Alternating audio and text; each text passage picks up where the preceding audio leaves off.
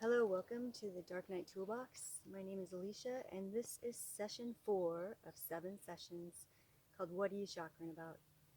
Now, these chakras that we're working on, these are the ancient Vedic tools of yoga and meditation, affirmation, etc. And they're cumulative, so you really want to build from the ground up. So if you're jumping here to day 4, you may consider it might be helpful for you to go back and work on your root chakra, the element of earth, your sacral chakra, the element of water, your solar plexus chakra, the element of the sun, before you get here to the heart chakra, Anahata, meaning unstuck in Sanskrit. The heart chakra, which governs the element of air. So these energies of the chakras go from heaviest, densest up to lighter, and we're right here at the middle at the heart. The color is green. And we're working on, with the heart chakra, the essence of compassion and forgiveness, of course, love. And this is where we soften and we receive and we move towards sharing and compassion and consideration and kindness. These are the qualities that we develop here in the heart chakra. The energy of the heart chakra is touch or wind. And in the middle of the spectrum is the color green. If you separate the wavelengths of light, green is right in the middle. Same with the note F. It's in the middle of the range of frequencies of the main notes. And what I really want to mention that I find really interesting about the color green is, as I've mentioned before, when you see a color, that means that atomic structure of that material is reflecting back the wavelength of green from the sunlight. And so when you look around you on the planet, all of the plants are green, which is the heart chakra, which is love, which is the middle wavelength, the middle energy that unites the heavy, dense energies with the lighter, less material energies. So here in the heart, I just think it's really interesting that plants, they could be black, they could be absorbing all of the energy of the sun, but they're absorbing most of the energy of the sun, but they're reflecting back the green in, I believe, a loving gesture. I like to take it that way. The physical location of the heart chakra is really obvious. It's at your heart. And the body parts that the heart chakra governs are the heart, the lungs, the circulatory system. Your heart is your pump of your circulatory system, and also your lymphatic system, which is kind of in part with your immunity, system of immunity, but the lymphatic system is a system that kind of cleans and clears things that you don't need. The gland that the heart chakra governs is the thymus, which very interestingly is a gland that you have when you're younger, when you're a child, and it kind of shrinks after puberty. And this is where we develop our autoimmunity when we're young, and where the body builds its main source of T cells. So I think it's really interesting that our hearts are developed when we're young. So it's really important that we, have you hugged your kid today? We got to really teach our children love and spend time loving our children when they're at that stage where their thymus is most active. So of course the purpose of the heart chakra is love, which includes opening and forgiving. And the guardian of our hearts is grief. And it's really important that we understand that joy and pain, grief and love are a part of a package. They come together. So, and the reason for that is one simple truth, and that is that the only constant in life, in the universe, in anything, is change. Nothing ever stays the same. And because of that, we love something how it is, it changes, we grieve. Even though it might be changing to something better, we grieve. So, for example, a relationship, you fall in love, you get married, and then maybe you grow apart, and you separate, and you get divorced, and there's grief in that. But perhaps the next relationship you have will be truer to your life's purpose. Just like with this world pandemic, I was really accustomed to life where freedom of travel was part of my experience. And now that's not an option for an unknown amount of time. And there's been grief in that. It's a big change. But I've come to realize that usually when something doesn't work, it's because something better is, the possibility of something even better is coming. But we will grieve. We will grieve these changes. We will grieve these losses. And what we can tend to do is, if we don't understand our grief and have tools to process our grief, we can have some certain behavioral issues. And you can kind of see it in your body when you're heartbroken, your shoulders slump forward, you're almost like you're trying to create a cage around your heart, and we won't let anyone else in, and we become hardened and guarded and protective of our hearts, when we really need to work on softening, intentionally softening and opening our hearts in order for the experience of life to really be its most fulfilling. We also can tend towards sloth and laziness, like Eeyore, who cares? What's the point? Doesn't matter anyway. There's not, hopelessness, despair, sloth, depression.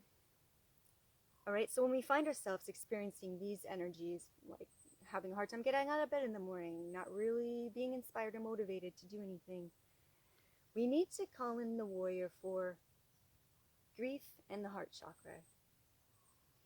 And that is, it's actually hard to call it a thing, but it's the idea of initiation, the idea of a trial by fire, that we are experienced with a knowing that we're going to love and it's going to hurt, that this is a constant, life is a constant series of initiations. Understanding that will allow us to resolve our grief and keep our hearts open. Understanding that it's going to hurt, having tools to cope with the pain. Okay? And just like at the root chakra, the guardian of fear has a very intelligent design meant to keep us alive, right? The fight, flight, or fight response is a chemical response that then our bodies would run for our lives, and we work that chemistry out. Our heart chakra has a biological response that's innate and been built into us, and that is crying. Okay? Crying is healthy. Crying is healing, chemically speaking. So when we cry, if you go into those great sobbing, body shaking grief, right? Which when you lose a loved one, that's how you feel. That physical action of that body shaking, sobbing, and grief is actually helping release and resolve some of the experience of your grief on a chemical level. Also, if you analyze the contents of tears of grief, you will find in there chemicals from your body, inflammatory chemicals and chemicals of stress and tension. When you cry, you're actually releasing and relieving and washing out toxins from your body.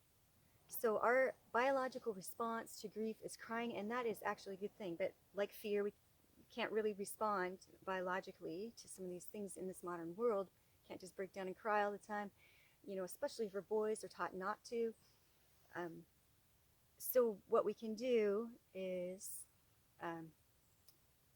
honor it in a private way. Find a place where you can do your grieving. We don't live in a culture where everyone wails together. It's kind of frowned upon. But what you can do is, I go into my car and I go somewhere where no one's around, and then I can grieve in my car and I'm not bothering anyone, and I can work that out of my system, and I feel much better. It's very healing. All right, and we also, as we come to understand that that joy and pain are two parts of the same package, that we want to stay open to experience the great joy and the great love, and we're going to have to accept that things are going to change and we're going to experience loss and grief. This is an initiation, folks, and we need patience, and we need perseverance, we need fortitude. Okay? So now we're going to move. So that's what I want you to understand about your heart. Its purpose is love. The guardian is grief. The warrior is initiation. So now we're going to move on to our mats and do some somatic practices for our body to help it work with grief. The 3 tools I always mention, I want you to think about before you get to your mat, are your self-care tools. Make sure your clothes are comfortable and you're warm and you're not getting eaten alive by bugs like I am right now, but you're really creating a sacred space, a sense of ritual and self-care for yourself. So honor that, honor your body. Also aromatherapy. I like to use these little makeup removers, and aromatherapy is using plant medicine, using the essential oils of plants to affect your olfactory system and affect the chemistry of your body, and some really good aromas for the heart as rose, or I have here an amaryllis, which is kind of a sweet flower, something like a jasmine, but experiment for yourself. I also have a palmarosa. And these really, it just makes you feel like in love. Those kind of aromas is what you want, like aromas that soften you and open you and make you feel held and cared for and loved. And you can put this around you. I'm going to tuck this in my shirt. If you are new to essential oils, don't put them next to your skin until you do some testing, a test patch. And then the final tool before you start is your stones, crystals, and gems. And I have a little collection I like for my heart, which is some heart stones. I have a rose quartz. Pink is also the color of romantic love, where green is kind of the color of love, love for family, love for your children, love for life, where pink is more indicative of a romantic love. So anyway, surround yourselves with things that that make you feel loved. And today you're also going to probably, for one of our you're going to want a strap. I'm going to use this scarf today, but you're going to need something that you can hold on to for one of today's yoga asanas. So get yourself set up, and then we're going to start doing our exercises, our tools. So the first thing we're going to do is make the statement of the heart. And the statement of the heart is I open. So if it feels good for you, put your hand on your heart, soften, breathe in, breathe out to clear. We're intentionally beginning our practice. I open.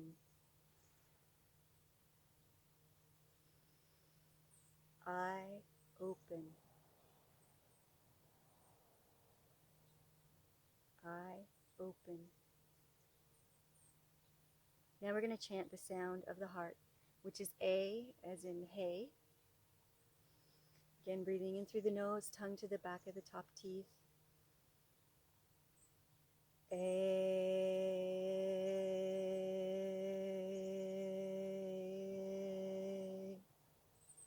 As you chant, if you can feel the vibration in that chakra, that might be helpful.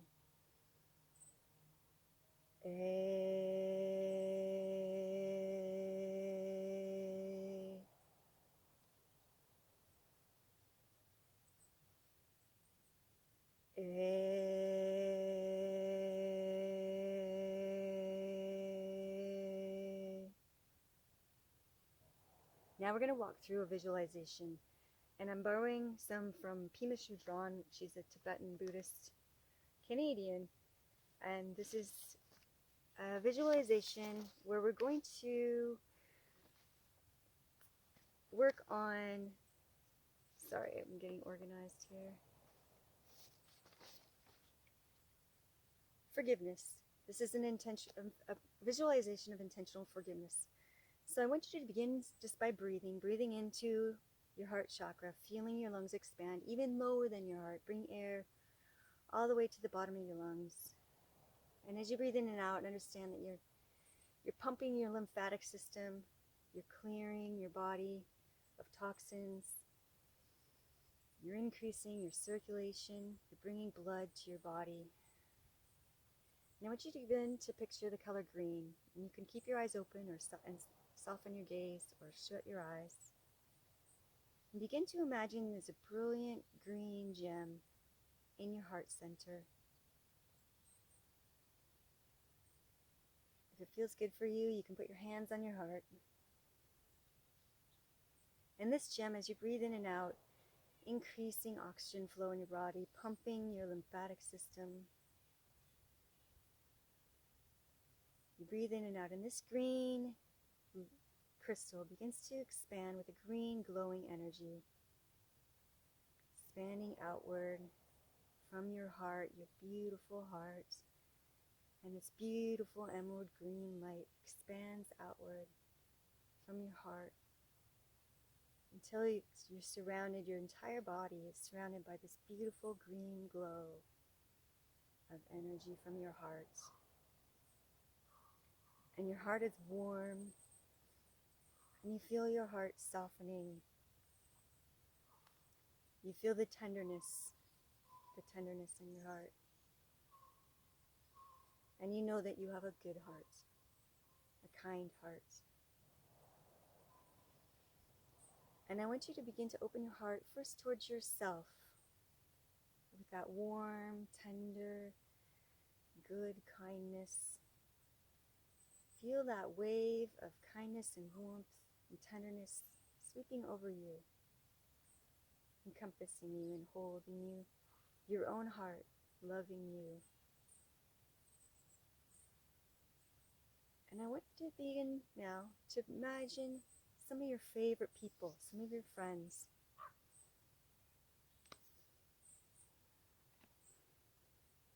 And I want you to imagine this warm, loving energy from your heart, this tenderness, this goodness and kindness, reaching out from your heart to your friends. And you encompass them in a warm, loving kindness. You're feeling tender. You're feeling appreciation.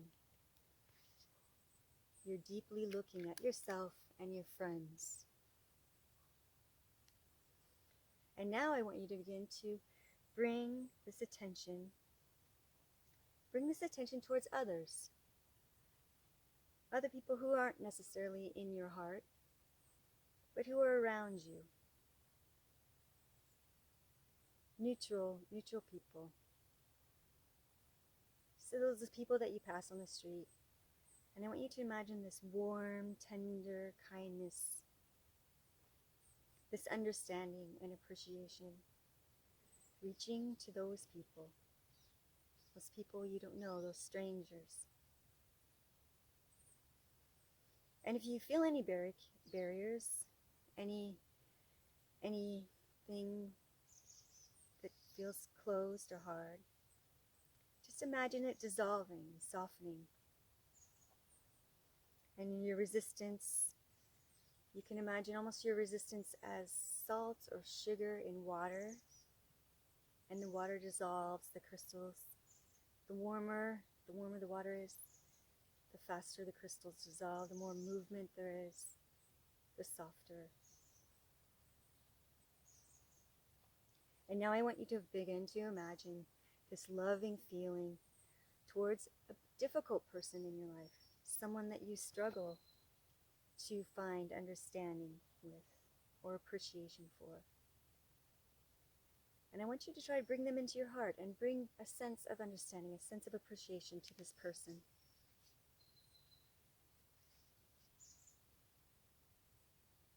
It takes time to dissolve hardness, so any resistance, just notice it.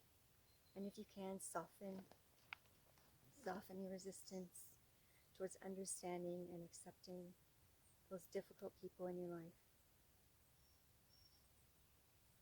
And slowly widen your circle, first from yourself to the names of all your friends and family, to those acquaintances, to the strangers, to those you may consider enemies, the difficult people. The circle of love and warmth and tenderness expanding all the way to encompass all sentient beings, beyond humans, all life. And really feel your heart opening to that.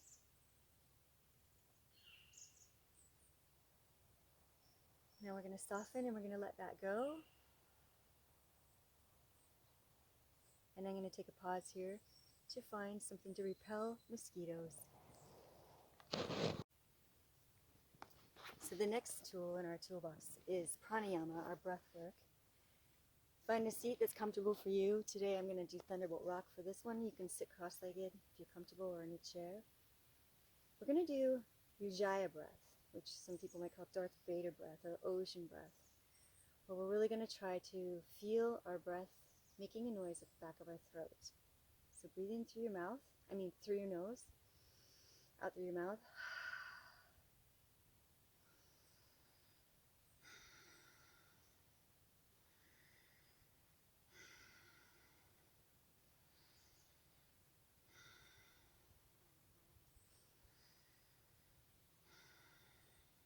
I'm not sure the quality of the recording, but what you're doing is you're breathing in and out through your nose, brushing the air against the back of your throat to create a sound like almost like the ocean going in and out, or Darth Vader, if you'd like to think of it that way.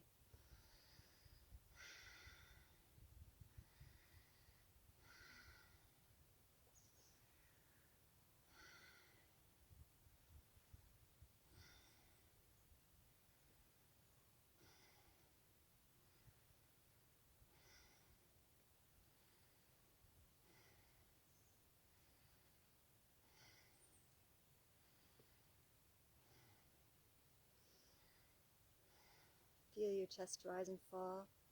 And that Ujjayi breath, it's really active and you're really getting your circulation going. It's going to be helpful for your heart chakra to move your breath, stimulate your lungs and your heart by using that Ujjayi breath. Another good breath for the heart chakra is the 4-part breath that we did at the root, where you breathe in for equal count, hold for equal count, out for double count, hold for equal count. And let's do it today to the count of 4. Breathing in for 4, hold for 4, out for 8,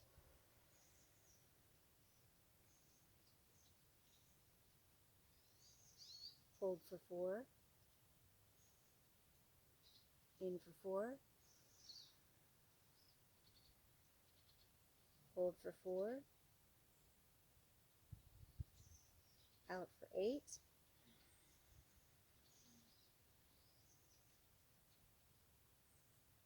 hold for 8, 4, in for 4, hold for 4, out for 8,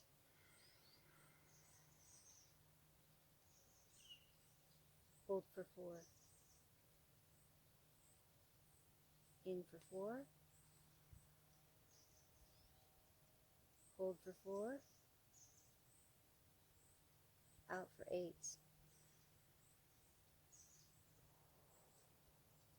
Hold for 4. So do the count that works for you. You can do that anywhere.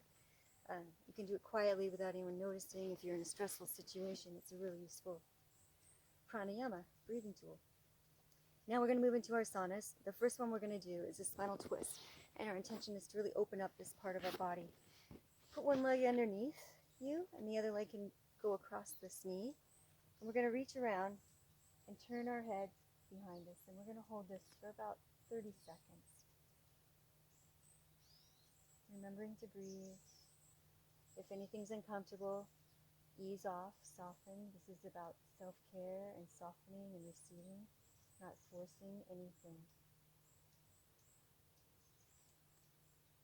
I'm going to get that mosquito.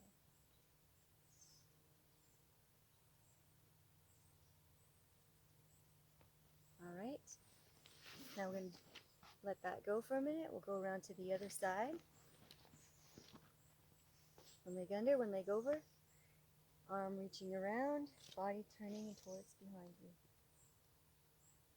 You can feel this pulling up your side. There was my loving kindness towards mosquitoes, so to see how human we all are.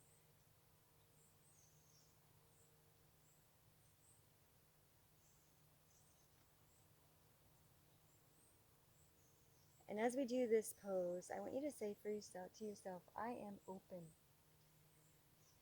And you feel this opening in your chest. I am open. I am open. So this is why we work on the heart. You know, we have a human tendency to not be loving and forgiving and open and accepting. And that's why we actually intentionally work here. We work on compassion. We work on opening, softening, receiving. The next pose, I like to do this in Thunderbolt Rock position. You can find a seated position that works for you, but it's called Head of Cow, Gomukasana. Gomukasana, I think that's kind of funny. So this is where you're going to need your strap. And what you're going to do, we'll do the right side first. Take your strap in your left hand, lift your left arm up and over, and then reach around behind you and grab the strap with your right hand. And you're pulling your hands towards each other and as high up on that strap as you can get. Some people can actually clasp their hands behind themselves. You don't want it to hurt, but go where it's comfortable, where you're getting a nice stretch and you just feel this nice opening in the front of your body around your heart space. And I want you to say to yourself the affirmation, I give love, I receive love. I give love, I receive love.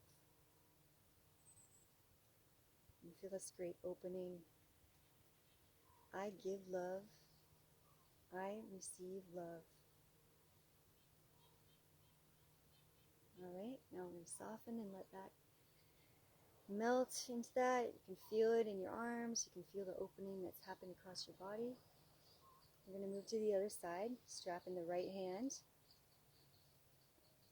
Left hand back around, grabbing the strap from behind. And the same thing on the left.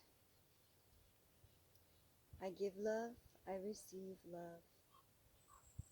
And we're opening and softening our heart space. I give love, I receive love.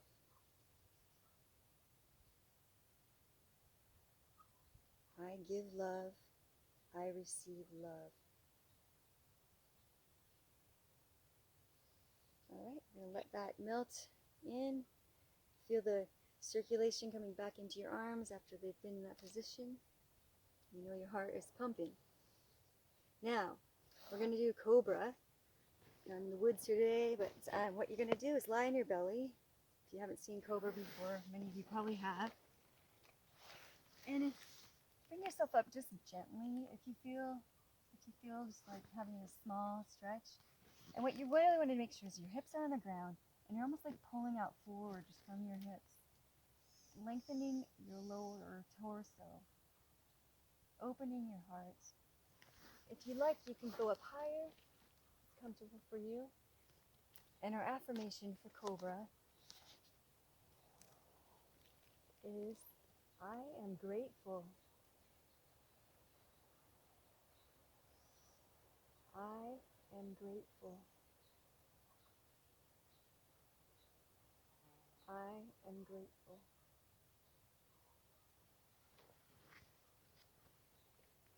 And let that melt. I want to show you something that I'm looking at because that's what I get to be grateful for. And I am so grateful to be in this part of the world where I can be in this woods. So Cobra opens your heart, lets in gratitude. Now, we're going to do something called the thymus thump, okay? This is, we're going to kind of be like Tarzan here. So even though we are, probably most of us in our adulthood, our thymus has shrunk, but it's kind of like right here in the center of your chest, below your collarbone. You're going to take your fists, and we're going to beat on our chest like Tarzan, sing the sound of the heart chakra, A.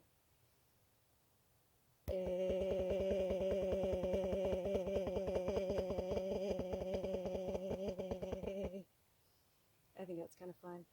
Let's do that a couple more times.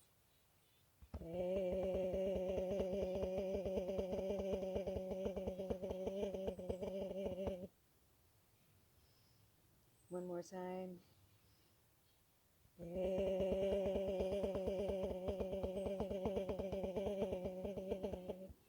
And you can kind of feel that in your heart.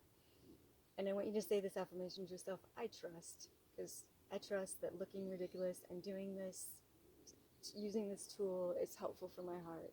Okay? Just have to trust that. And I can actually feel it in my body. That's why I'm sharing these with you, because I do believe, as ridiculous as they may be at times, they're helpful. Now the last pose that's good for opening the heart is standing bow pose. And now my camera isn't set up so good for this. I'll see if I can fix this a little bit. Standing bow pose is, you're going to plant one foot on the ground. You're going to grab your other foot with the other hand and only do what's comfortable for you. And you're turning yourself into a bow, almost like your body is a bow. Okay? Looking towards the front, opening your heart, feeling your shoulders back. You're opening your heart. You're receiving, you're softening with great amount of love. All right, now let's do it on the other side. Left foot planted, right foot up. We're focused, we're receiving, we're loving. I am open. I am open. I am open.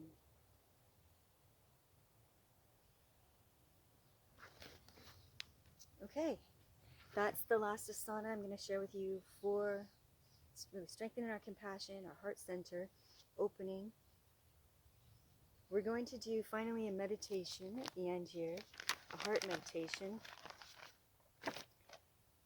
And so once you come to a comfortable seat, hands to heart.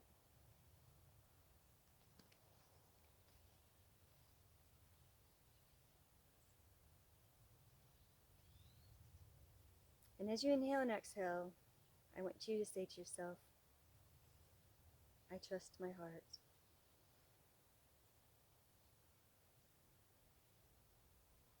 I trust my heart.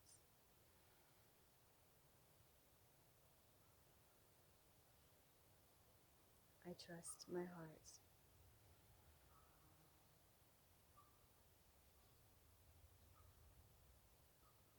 I follow my heart.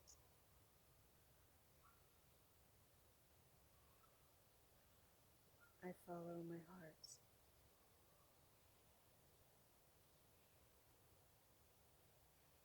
I follow my heart.